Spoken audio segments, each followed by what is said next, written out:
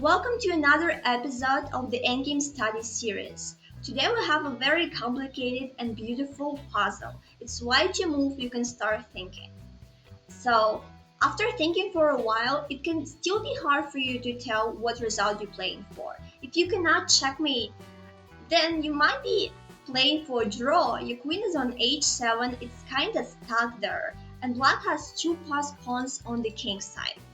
But black has a weak king on a4, and if you find a way how to checkmate it there, then you'll be happy and you could win. The first thing that can come to your mind is rook to b3, but after that you're not really threatening anything.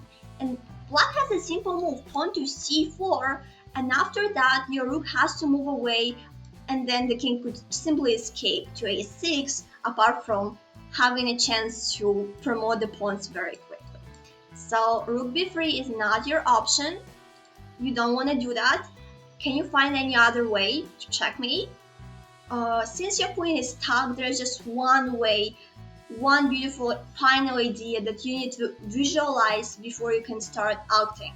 So the only way to checkmate here is to push your pawns to b3 and c4 in a way so that the king cannot escape, and that would be a check.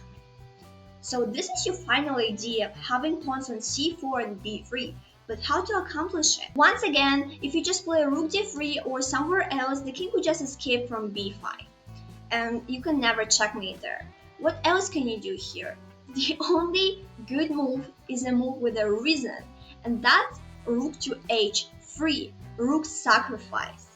And that's really funny because the computer doesn't really see this move when you turn the engine on. After you make the move, computer starts realizing that it's good, but before you make it, it doesn't really see it, and that makes the puzzle even more beautiful. So that move is better than any other one because now the king cannot escape. If it goes to b5, you have another idea, a backup plan. Now you just take the bishop, and after pawn takes, you promote and you win. So that means that after rook h3, to try to win, black has to take you. And now you might think, oh, that's easy already. So you can push c4 and you win. But after you push c4 right away, what can black do? They see that you want to play b3, and they can stop it. They can play queen to g3, and now you're losing. If you try to bring your queen to g8 and then to e8, it's black to move, they have a check, and by giving this check, they have a protection. Next move can be b5 in either way. For example, you play king b1, they could push h2, threatening the checkmate for you now. And if you play queen a8, they have pawn to b5, and now they're totally safe. So if you play c4 on your second move, you allow black to defend.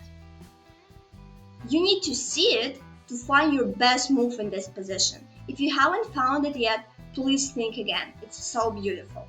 So here, white should play queen h8, sacrificing their queen right after sacrificing their rook. And by making this move, they force black to take them. If black decides not to, for example, black plays queen to h2, then white checkmates, queen to e8, and since our pawn is still on c2, we have our b3 pawn, and that's checkmate.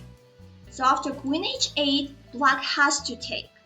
Black takes us, and after that, we can already play pawn to c4 because there is no way black can protect from pawn to b3 next move. They can just make any random move and we checkmate. And that's how you needed to solve the puzzle. You needed to visualize the final position that you want to get. This position with your pawns on c4 and b3, and then make the moves that will help you get to this position. Hopefully you enjoyed it. I really like this puzzle. That was beautiful. And see you in next Endgame Studies videos.